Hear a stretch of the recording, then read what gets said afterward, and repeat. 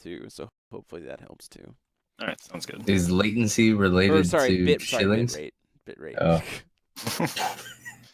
Shut up, Josh. By the way, You're we're loud, live. like... They can hear us now. So hey, hey. At least I welcome think. to We'll Rule see. School. Blah blah blah. Might Grand have to Force set- of Will Festival. Well, Halloween chill. exclusive. Jeez, the freaking wheeze. So I gotta reload this thing now. Yeah, I I'm trying to got- reload. I I'm trying to have to as reload well. the stream, but 2 videos with the same title. Nope, live stream is offline. yeah, that's what I'm It getting. says that we're uploading. Hold on. Unless I just lagged. Sorry, everyone working fast. Unless they can hear me, because I'm muted Okay, on this. it says that it's receiving. So Oh, I just got an ad, so I think I see us. I think we're going. I think we're good. hello. Looks like we're live right now. Chat Mhm. was it looking? Live with Chat's some looking rallies. I think I- Rallies and checkers. Burgers. Hey. There we go. Here's the link. Hey, there we go. Try this link if it still doesn't work. Rip internet. Ah, got it. Hello. Hey guys. Okay, so what was I describing? Oh yes, The this Force of divine Will Grand interaction. No, I was Festival. not talking about the Force of Will Festival. We at least, so there's going to be a video on my channel that I now have to delete. That's just like 5 minutes of shilling. It's just the entire video. Like, I'm Just Jeez. retitle it. Just Yeah, retitle there it you go. the Force of Will Grand Shill- Festival. I'll just call it the Grand Shill Festival. Force of Will Shilling. The Grand Shill Festival. That's what I'll call it. How to pre-reg. Nailed it. Yeah, nailed it.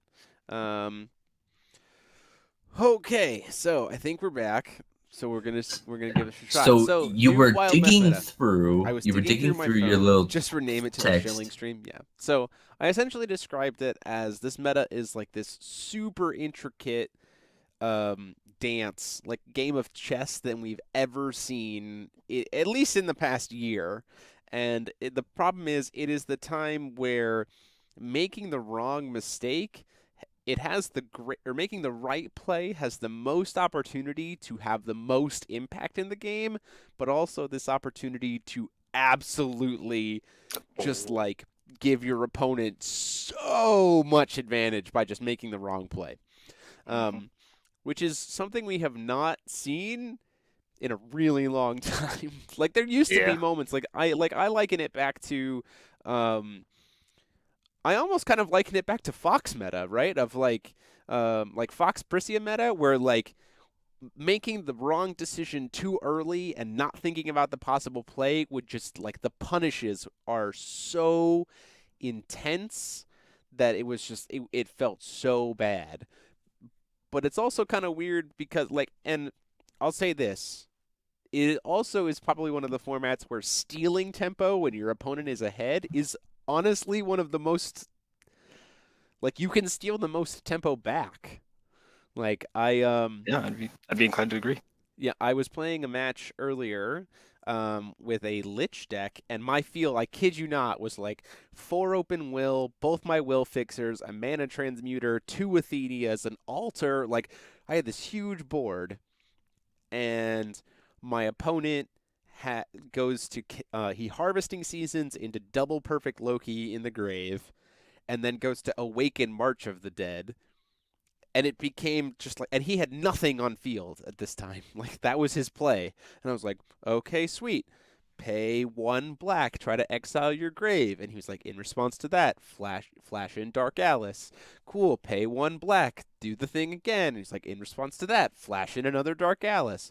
Like, it was like this back and forth. And in that one turn, even though I had this huge field presence, he went from having nothing to wiping my board. Because he just outplayed it. Yeah. And that is something we have not seen in a while. Yeah. See, what Jeremy just described was 4 1-cost interactions.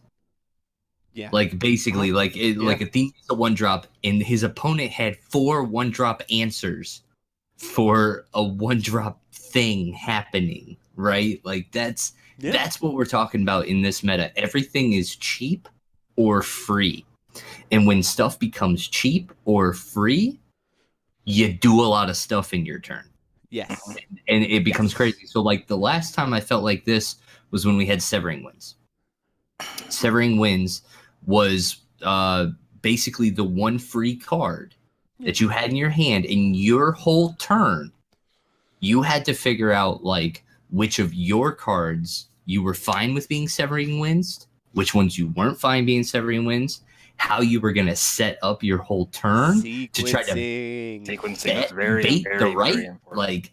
And so like, but this all happened because it was free. The Fox Prisha meta that Jeremy was talking about, super cheap. We're talking about turn 1, turn 2, the free interactions with Fox in the Stone, and it was just like that's where we're at now with altars, 1 cost quick casts, and a crap ton of activated abilities.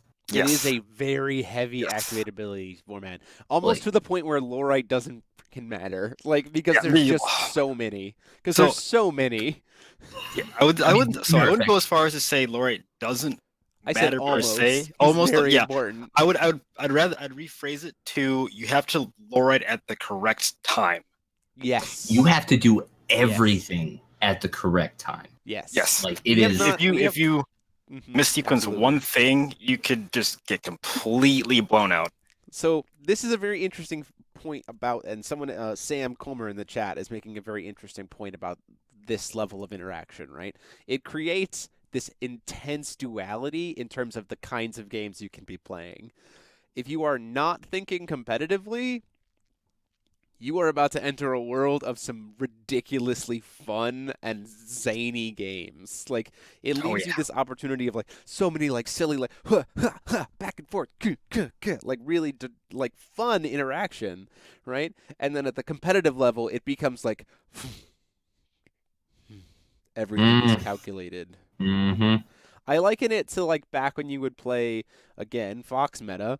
We were playing Nine-Tailed Fox, and you would be, like, playing in a tournament, and you'd be like, oh, cool, somebody brought their, like, fun Charlotte deck. Cool, this will be fun. And you may, like, maybe don't go full tilt Fox on them because you just know that it's going to be, like, you know you're going to probably win, so you're just, like, having a little bit of fun with it. And, like, there's cool little interactions and everything else when you win. But then you get into, like, sitting down from your opponent, and they reveal Fox, and you have Fox, and you're just like, immediately it's, like, this grand, like the bars come in and it's like cinematography, like every movement is like calculated. I imagine it's kind of what an episode of JoJo's Bizarre Adventure is like. Like, if you do this, but I've already done this, but you've done this, but it's like that, which is to me super fun. It's just also very punishing if you're trying to play competitive. Yeah, I think and there's probably one of the. Go ahead, Derek. All right, sure, I'll go ahead. So I think this is probably one of the more punishing formats for making the wrong choice, mainly because a perfect Loki, a well-timed perfect Loki can just decimate your entire board. Yeah. Because a lot of the Harvest Season decks they're probably gonna be playing Harvesting Season now if you're playing perfect Loki, but a lot of those decks they'll have, like as you mentioned earlier, a lot of cheap 1 mana, sometimes free things to do. It's like, all right, play this thing for 1.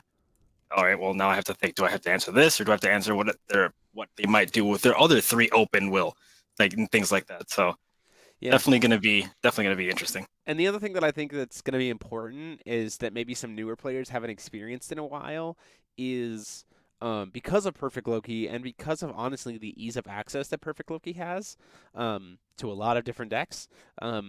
You kind of can't go super wide anymore, right? So we had Final Battle, and for the longest time when Final Battle existed, it was like your board never goes over 3. Like, don't ever commit to more than 3 dudes on the board at a time. Just wait. Like, just wait. Or aggro push, like aggro pushing to where like Final Battle took them down to shooting range.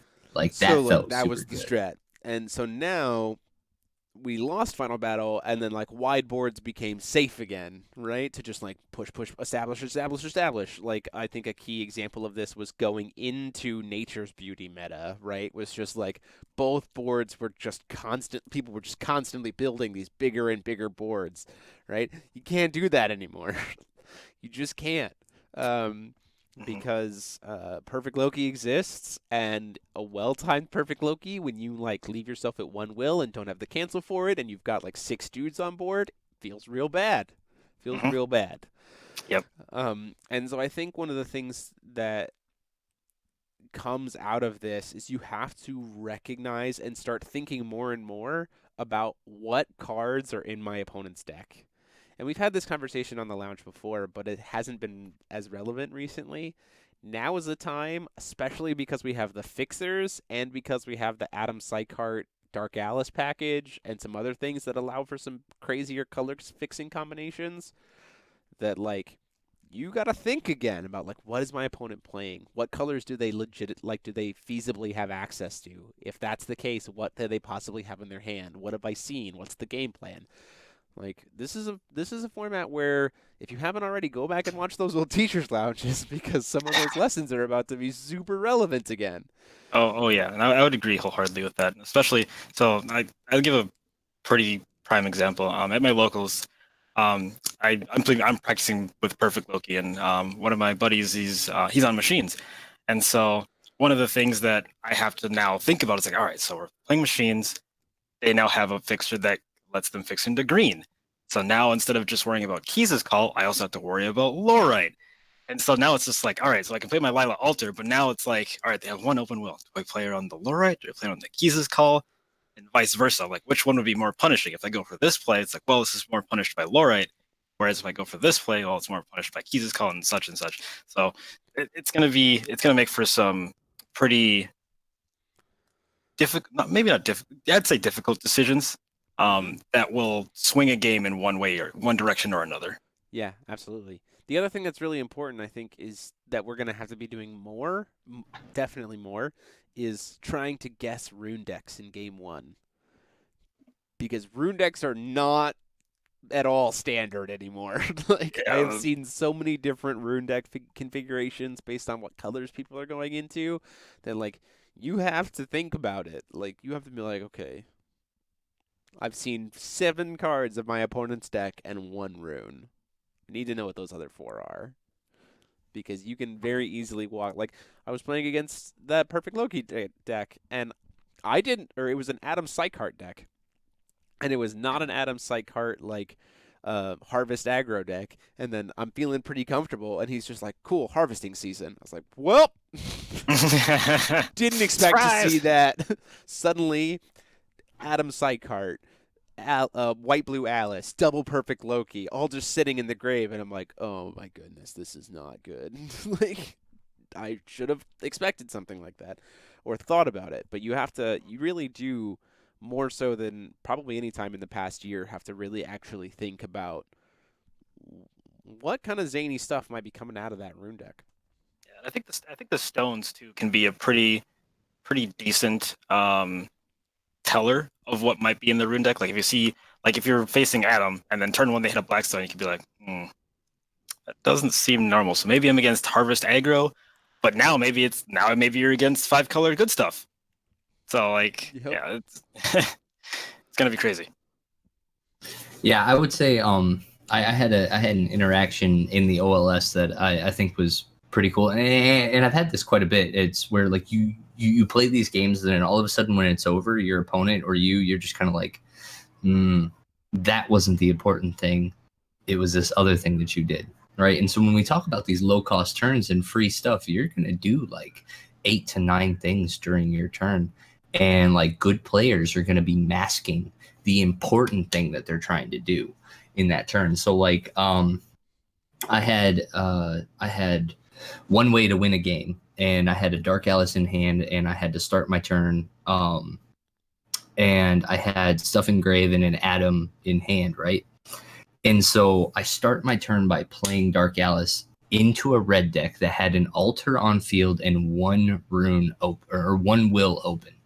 They had enough to go get a Narla, and they had runes to sack to just blow up stuff, and they had answers in hand. So like playing the Dark Alice, I knew that my opponent had to make a decision, because there's 3 things that Dark Alice do for you. It either fixes your stones, protects your grave, or digs you for answers, right? So when I did that, when I led my whole turn with that, and my opponent was only on like the 2 interactions that he had to make a decision there. whether he was going to wait or he was going to try to answer this Dark Alice, like if that was the thing he needed to answer, or if I was just trying to dig, or if I was just trying to protect, blah, blah, blah. And he guessed wrong. What I needed that Dark Alice for was to fix my stones to go into Kingdom Alice. And by letting the Dark Alice inter-trigger resolve, I was able to put the dark or the rabbit into my grave. Yep. And just by him being in the grave, even if he shoots Dark Alice at that point, I can float the blue that I need. So like there was a specific point where I play Dark Alice, and before that effect resolves, he had to know that this was going to get him killed. That just Dark Alice inter-effect resolving was going to kill him. And the only way you know that is to know your opponent's deck inside and out and know what the threats are and be able to look like at all of these variables. And honestly, most of the time you don't see it till the very end. This is a Galaxy Brain format where testing. This is a Galaxy Brain format where testing is going to be like true testing. Yeah, like not just playing games, like actually testing. It's making those mistakes. Important. It's making those mistakes. It's losing to that when you all of a sudden see, okay, that is something that I have to remember from here on out. That is a play line that I didn't think about before, and it's not going to smack me again. Yeah. And so like, the more that you play, the more that you see these things, that's when it all starts to become clear. What are the real objectives in these decks? What are the real goals? And that only comes from a lot of work. And there's a lot of work that has to go into this stuff. Yeah, for sure. Especially when you consider the fact that we're running with 8 sets at this point, right? So these sets, these 2 events that we had from Germany and Italy, these were just cluster events. They only had 4 sets worth of cards to be able to play with. We have 8. That is a lot more intricacies. Like there are some of those decks that probably would have folded pretty hard to a fairer spell. Like. You got to think about all these little different interactions that you got to think about. The other thing is this is strangely a format where sometimes you got to go -1 before you think you need to prevent something huge from happening. I'll give you an example. I was playing an Adam Sykart deck. I was playing the Tall Tale or the first iteration of the Tall Tale Giants that you saw on the channel. And I was playing against Joe. I was doing some testing with Joe, and we were playing ISIS. And he was playing ISIS. And he stuck ISIS on turn, I think it was on the draw. So he stuck ISIS on the draw on turn 2. He didn't have enough to be able to play the Jarl. And then we went to my turn. And we played through that turn, and I immediately was just like, cool, draw, recover stones, Zeus's Grand Lightning. Let's get rid of the ISIS right now. Right? That was gone, and it disrupted his tempo for the rest of the game. Because, like, in that matchup, you absolutely have to, like, in that deck, you have to protect ISIS. Like, it's super important. But then we rewound it, and then we said, wait a minute, he's got 1 floating. It can produce red or white. I'm tapped out, and I know I'm playing against Adam Sykart. Before recovery, protection of the angels on my ISIS. And then I couldn't answer it, and then the next turn he dropped Nyarlathotep with like 4 moons for the awakening, and I was just like, yep, like I absolutely can't come back from that at that point because you've stuck the Nyarl, and so like I have to make a choice whether I killed the Nyarl and you still wipe my board, or I try to go for the ISIS again and you still just kill me with Nyarl, right? Like you wouldn't normally think, hey, my opponent doesn't do anything, I should probably cast this protection spell. But, like, this is a format where sometimes that kind of decision can really benefit you. So you really do, and that kind of conversation would have never come up if we hadn't been doing actual testing. Like, this is not a format for casually jamming games if you want to be successful competitively. It absolutely is, though. Like, you can casually jam games. They are super fun. Oh, yeah, that's the thing. That's why I added the thing on the end, though, of if you want to be competitive. Like, this is a format where, like, you have to be... If you want to be successful competitively, you have to test. But if you want to just casually jam games, you are going to have a ton of fun in this format. Yeah, there's so many different lines that you can possibly do with all these different decks.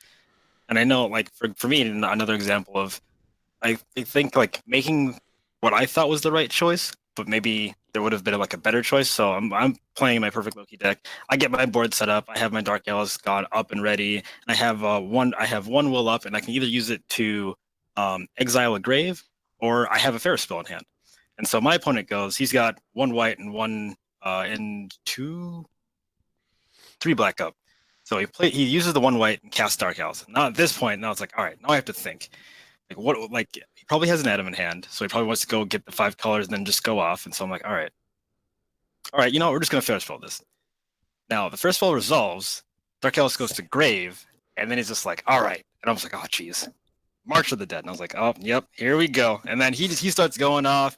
He gets his Dark Alice off, and he gets Adam in grave, and he commands back Athenia after playing Harvesting Season. And then after everything was said and done, my board was gone. He had a huge board, and I'm sitting here with like 2 cards in hand. I'm just like, all right, Ferris spell was not the right play. So to talk to Well, honestly, was it? Like, it might have been the right play. Like, if you would have exiled the grave in response to Alice Inner, then what 2 cards would he discard? Like, would it have still got him like a mana fixing play line? Like, that's the thing with Dark Alice. I think Dark Alice just does everything that you need it to do. Yeah. It is probably the most powerful card in the set. Yeah, I will say this to real quick. There's a person that Schmeckles Lil, it looks like, saying guessing is not a skill. You are correct. Guessing is not a skill. However, reading the information, applying your knowledge to narrow your choices, that is a skill. It's the idea of, it's the same way of like eliminating options in a multiple choice test, right? You can improve your chances of picking the right answer by eliminating the wrong ones. And so this is a format where learning how to be able to read and get the insight to eliminate the bad choices is going to improve your success rate. But the nice thing is, weirdly enough, ultimately you can just make the wrong choice, and weirdly enough, that's kind of satisfying to me, because there's always still that element of risk that comes with it, and sometimes you just get to see your opponent do cool stuff. And sure, it's kind of frustrating, but at the same time, it's like, oh well, like it happens. Yeah, exactly. Yeah. Sorry, Josh, go ahead. No, I mean, honestly, it's not guessing for the most part. It's I would just say it's more, it goes back to understanding your opponent's deck, like to the fullest. You have to know just what's going to kill you. And it doesn't matter if your opponent actually has it or not. Like, you just, when you think about your play lines, you have to figure out, like, if he does have it, am I dead? If he doesn't have it, am I not dead? And like, you've got to evaluate, like, all right, this is how much trouble I'm in if he has all of this. This is how much trouble I'm not in. And you got to build your play lines around that. So it's less about guessing and more about just risk analysis. You're just playing 60 minutes of risk analysis. Like, and that's like my job. That's engineering. Like, I love it. 60 minutes of this for like a hobby. That's right up my alley. Yep. Yeah, for sure. It's definitely, it's one of those things where you have to think about, as much as it is, like, you have to know cards and you have to know strategies, and you also have to account for like that zaniness. And it really is a matter of, if this happened, and you also have to know when to push for it, right? Because sometimes, like, it's this idea, and this is coming from a good friend of mine, Jeremiah Polk, who used to play Force Will a while ago. I get to see him next month because he's coming to the festival, which is great. But it's this idea of being the problem. And sometimes if you look at that situation, if you look at, okay, if I played this card, what's the bad thing that happens? Like Josh said, is what happens if they have it, do I lose? And it's very easy to say, to trap yourself in this idea of, well, if they have it, so you don't make the play, as opposed to actually taking it one step further and say, if they do have it, what happens? Right? Because sometimes you'll trap yourself from making a play that really pays off because you were worried they might have it, when the risk isn't really that great, but the reward is massive. So it's this idea of being the problem. Force your opponent to have it. Don't let your opponent's projected information always necessarily go to their advantage, right? But you know what's even better, though? When you do have it? Is knowing that they have it but setting up your whole turn so that they don't use it, and you just get away with it. Yeah. Oh, it feels so that's good. even better. It feels so good. I'm talking about like back in the day when you just like you put some look on your face like this is the most important card that you're playing, and you're like, here's this, and there goes Severing Winds. And you're like, no, just kidding. This is the one I wanted to play. Like, that's the stuff that you do, right? Or the old faithful of like purposely setting up the card that you want to cast as being the response to Severing Winds. Or sorry, no, Otherworld Dreams. Where you're just like, cool, Otherworld Dreams, and they're like, cancel. You're like, cool, psych, I wanted to play this one instead. And then they're like, I want it anyway. and then they're like, Severing Winds, and you're like, joke's on you, that's your second card this turn, Severing Winds you right back. Yep. Like we're at that level of back and forth. Only like we actually have to pay Will for most of our stuff now. Most of our stuff. Sort of though, like because that's been like that. Like that's another thing. Sacking an altar to Beta Lorite just to get them tapped down out of cancel will, so you can play your hand. Man. Yeah, like there's there is so much stuff that you have to think about right now. Yeah, absolutely. So like, as a competitive player, the fact that you can just like brain ninja your opponent feels so good right now. It is so fun. This format is very satisfying. It's very satisfying to win. It's also just very satisfying to play like some super janky stuff. Like you have no idea how excited I was in an Adam Sykart casual game to cast Neo Ragnarok. when I was playing Adam Sykart. That does sound pretty exciting. To be like, yeah, this has been a good game. Six giants, please. Like 6 giants, please. Man, you only played 6? It's like 8 possible.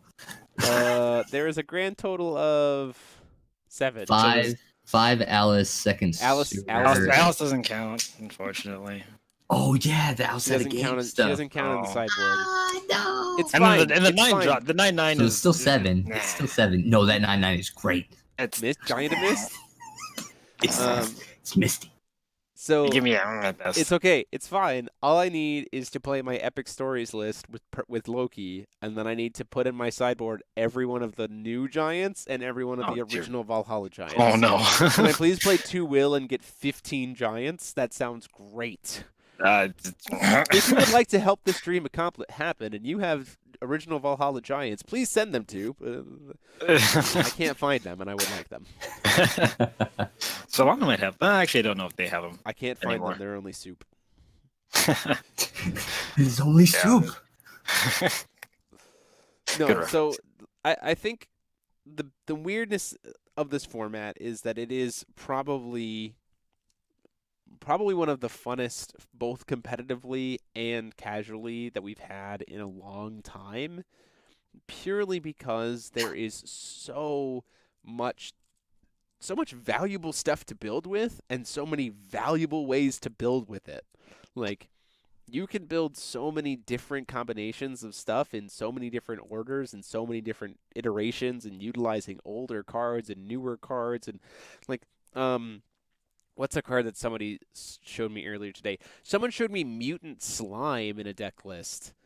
By the way, that's the card the one that gives all races? The one that gets all races for every card that's in your graveyard. So what if they kill your Alice? Just play a Mutant Slime. It gains all of them. Like, that was a card that has legitimately never been played. And someone showed me that in a list, and I was like, that's insane. You know what is a card that's suddenly back? Sprinting Time Horse. Like, oh my gosh.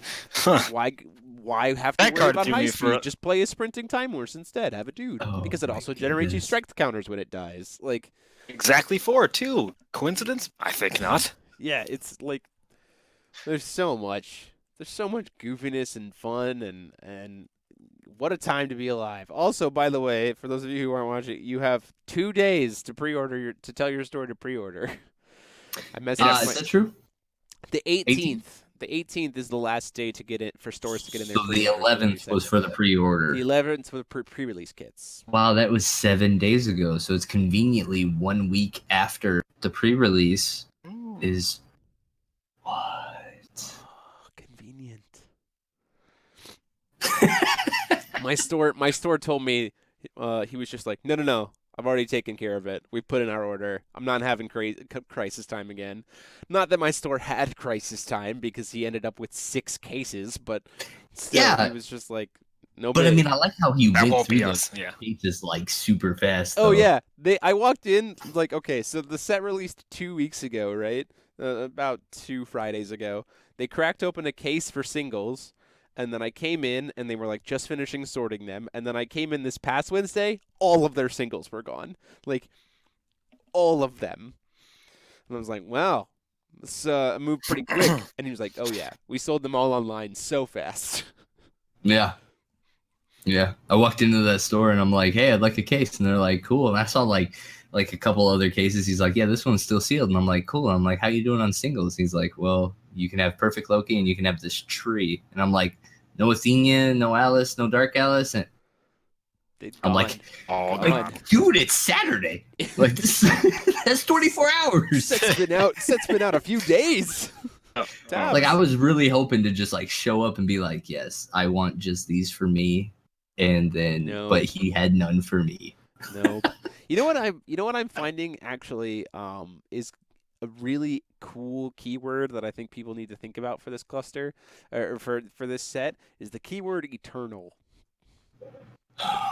Eternal has been the most influential keyword for me in all of my matches this format so far than anything else.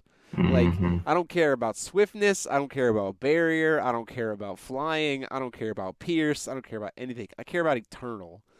I actually do care a lot about. I care a lot about barrier. I mean, I care about a lot about barrier too. I'm But like, realizing that like my eternal monster beat sticks are bounceable, and like right. But the thing is, like, so that's the other thing too is water decks. Like, if you're playing a water deck at all, like, you need to be playing for Shayla's Adventure, or what is it? No, sorry, what is it? You need to find a way to play Path Shayla's Apart. Return. Wait. Yeah, you need to find a way to play Shayla's Return, and you need to You find a mean- way to play Pathway Part. You mean Kirik is still good? No, he's actually not. You tap out turn Yes. 2. I have giants on turn 3. You lose the game. Let's go. Yeah, no, like Eternal, like you need access to bounce, like somehow, or just being able, or sacrificing things like banishing effects. Oh wait, we have Angels of Zeus, who says we can't. Right? Yeah. So Bounce that's the things- other thing is like there is so much of this set that again you have to practice because like Yeah. I even make these mistakes so much Foresight. and there is Shayla's Foresight. cards. There is cards that these have these effects that are only turned on under certain conditions. Yes. And so maintaining the whole state of the game, like to know when these things are on and off, like is very strenuous on the mind as well. Like, But also offers some interesting opportunities for punishes. Just saying. amen. Absolutely.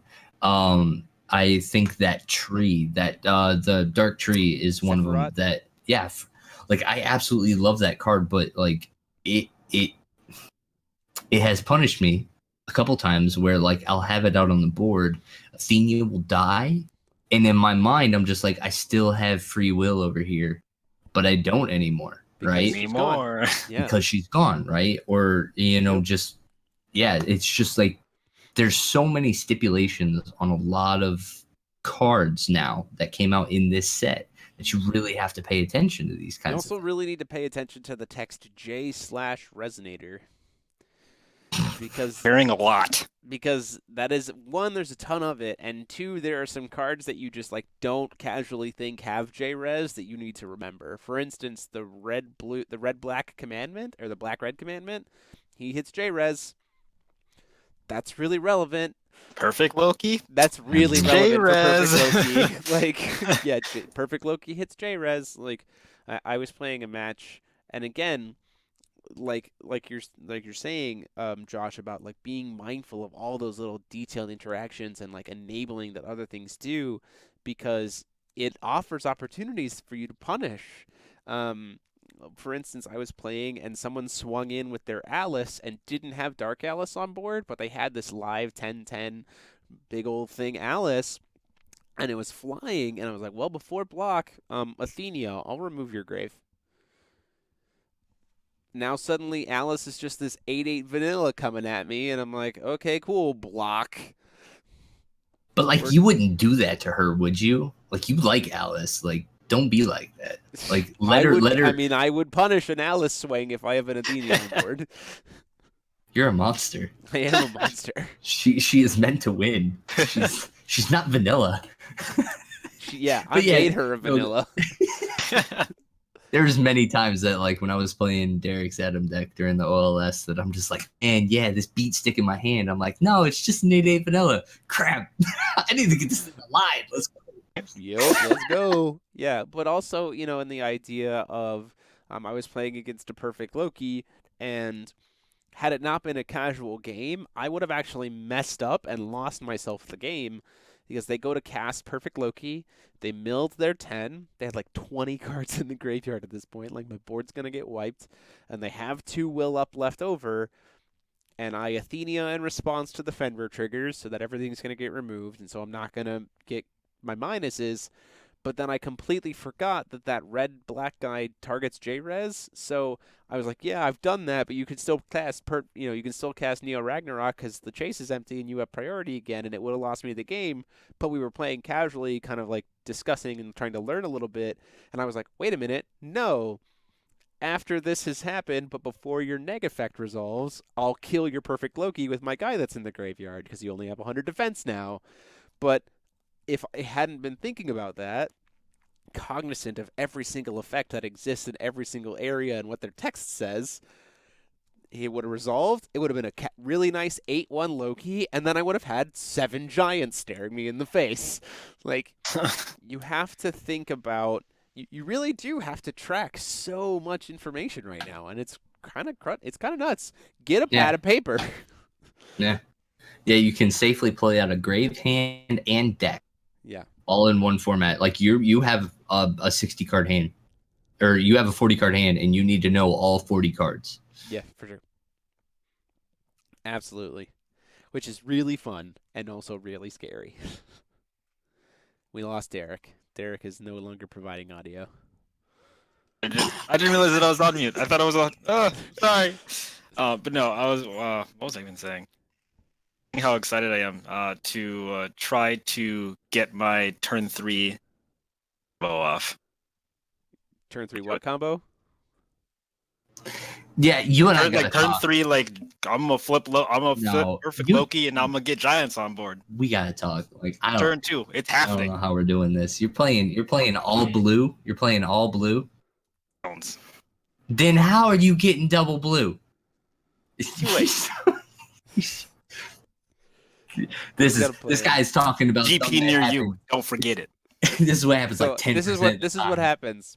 This is what happens. It's very simple. It's harvesting season into a reanimate of Dark Alice. Except, oh wait, you're not playing Adam Sykart. So wait, what? It's an intricate. It's pretty intricate. All I'm saying, but the other thing that is important to note here is, while this format has this potential for these like really early really early combos, those early combos can actually be super hard punished, and then you're just done. Like, you're absolutely done for the game. If you like try to go off turn 2 and your opponent's like, yeah, no, well, you're like, cool. Well, next game, that was a good time. I said if you tap out. Yeah, right. Like, it is very important right now, which weirdly enough, because, and I'll say this too, it's not just like only this answers this, only this answers this. Stuff has a lot of different answers right now, and it's all mind games, and it's all like you got to think about it, everything else, and a lot of colors have a lot of answers to a lot of stuff, and it is a little intense. And so I think it's not necessarily just best deck wins format, and I think even seeing the results of the China GP, the Italy GP, the Germany GP, right? We've already seen Hanzo, Loki, Isis, Adam, Arthur. It's 5 different rulers. And Lucifer, I believe, topped but didn't win. Like, we've already seen a lot of different rulers topping and being successful, all being very different in terms of makeup and color combinations and everything else. And so I think my final lesson is start getting reps in if you're if you want to be successful competitively. Yep. And that's why that's also one of the reasons why for the Force of Will Festival, sorry, hashtag shilling right at the again and again. Watch out, we're gonna freeze it We're again. gonna freeze if I do too much. Is I wanted to make it very, very clear that if you come to the festival, you are going to have a good time regardless on if you're playing competitively or if you're playing casually. We have so much stuff to give away, and I have special prizing that we're giving away. I have 4 special prizes that I'm not telling anyone how you earn them, that I'm only going to give out after all the rounds of Swiss are done, and the best way to earn them is, your best chance of being able to earn them is to play every single round of Swiss. So just come and have some fun, and like we're going to be doing giveaways every round, all kinds of good stuff. But like, and I think that's the beauty of Forcible right now, is that there is so much enjoyment on it on so many different levels, but you have to also recognize that now is also a time where the amount of work you need to put in between those 2 levels is vastly different. So if you can take away anything from that, with the title of this being the Decisive Battle of Playlines, is if you want to get competitive, you best start training for that battle, because it's a lot. So many different playlines that can be found. Like all of my games that I've played so far, which is quite a few, I don't think I've had any 2 games the same sense. Like normally, like normally you have like back when like this previous form, it was like Layla turn 1, Alter turn 2, I'll say it into Alter, blah blah blah blah blah. Sometimes I start with Layla, sometimes I start with Harvesting Season, sometimes I start with just it's all over the place, honestly. Yeah, absolutely. So, every turn is different, and it is just practice for sure. Josh, any last thoughts for tonight? No, I think Al said it. Like, we're only here because everything's cheap. Like, and that's like if you keep the low curve, like that's where we're at. When you curve out at 3 drops and everything else is just cheap abilities, like this is where you're at. You're at a big mental game. Yeah, for sure. Absolutely. So that is going to do it for us tonight. Again, if you enjoyed what you saw tonight and enjoyed the conversation, despite the fact that there was some dropping of frames and internet issues and some shilling at the beginning and the end, go ahead and consider subscribing to the channel. You can click that link down below, or support us again through that join button down below. But until next time, this has been DMO73, and I've been joined by Josh Patton and the real life embodiment of Derek Muguneza. And we will see you all next week for the 52nd, so 1 year special of Teachers Lounge. Maybe with some returning special guests. We'll have to see. But until next time, this is all of us saying class dismissed. Have a good night, everybody.